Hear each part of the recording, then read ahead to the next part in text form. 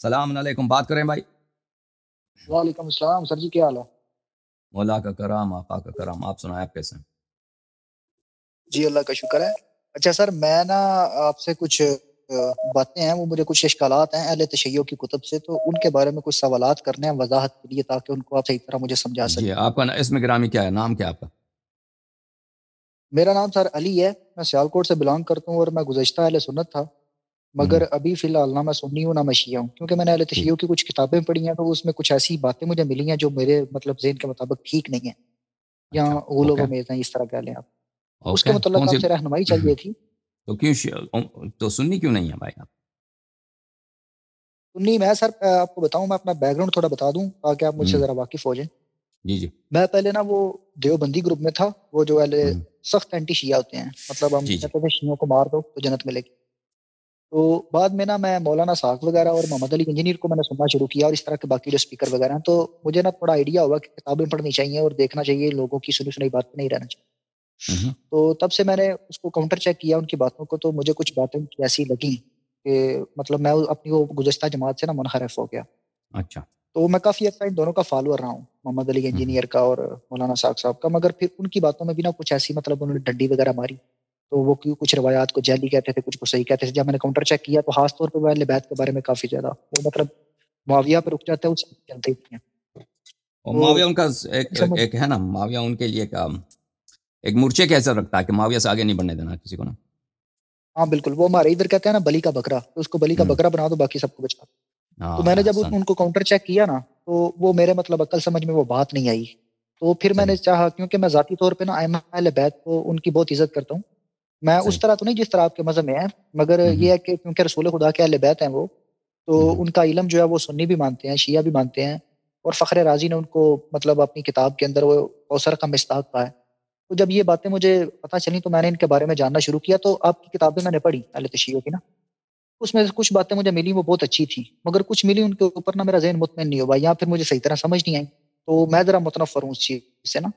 تو صحیح میں کوئی آپ سے مناظرانہ گفتگو کرنے نہیں آیا، میرا صحیح بیسک آپ صحیح، سے بات کرنے کا مقصد یہ ہے کہ وہ جو چیزیں مجھے سمجھنے میں غلطی ہو رہی ہے، یا میں مطلب کہ وہ میرے عقل میں نہیں آ رہی، آپ ذرا ہم۔ کائنڈلی ان کو مجھے کھول کے بیان کر دیں۔ جی جناب، حکم کریں، سوال کیا ہے؟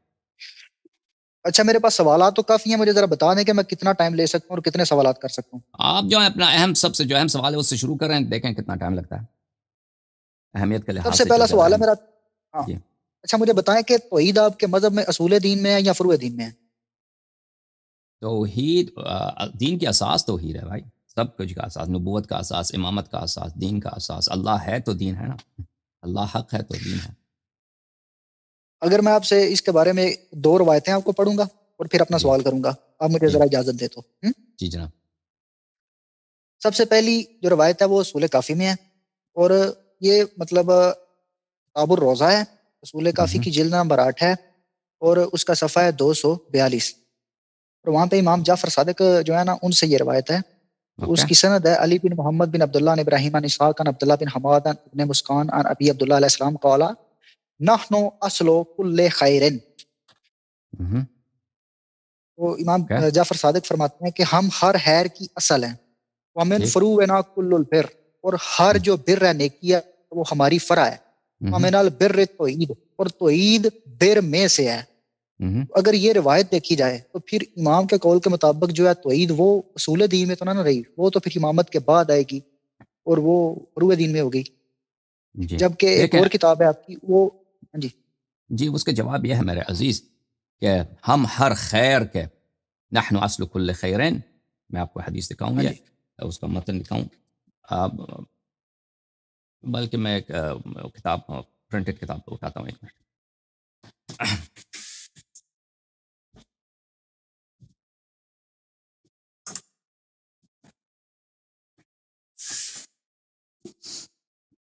عزیزو یہ کتاب ہے الروضۃ من الکافی، جلد نمبر 8، اس میں سے صفحہ نمبر 242 جاتے ہیں، جلد نمبر 8 الروضہ من الکافی، یہاں پہ صفحہ نمبر 242، جس حدیث کا میرے بھائی نے ذکر کیا ہے وہ صحیح فرما رہے ہیں، وہ حدیث ہے کافی میں،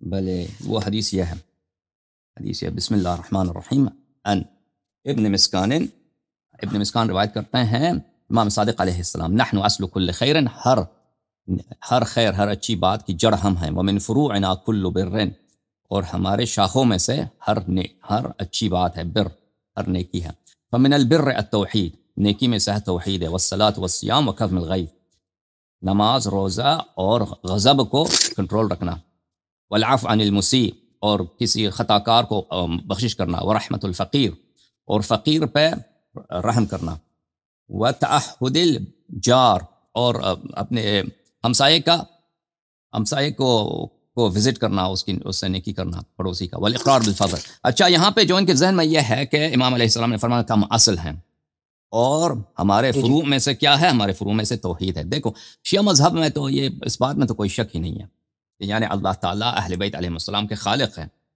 یہ تو اہل بیت علیہ السلام نماز پڑھتے تھے، اپنے نمازوں میں روتے تھے اللہ کے سامنے، تضرع کرتے تھے، حج پہ جاتے تھے، روزے رکھتے تھے، وہ اپنے آپ کو عبد کہتے تھے، وہ خود تشہد پڑھتے تھے، اپنے نماز میں تشہد پڑھتے تھے، لا الہ اشہد ان لا الہ الا اللہ واشہد ان محمدا عبدہ ورسولہ صلی اللہ علیہ وآلہ وسلم۔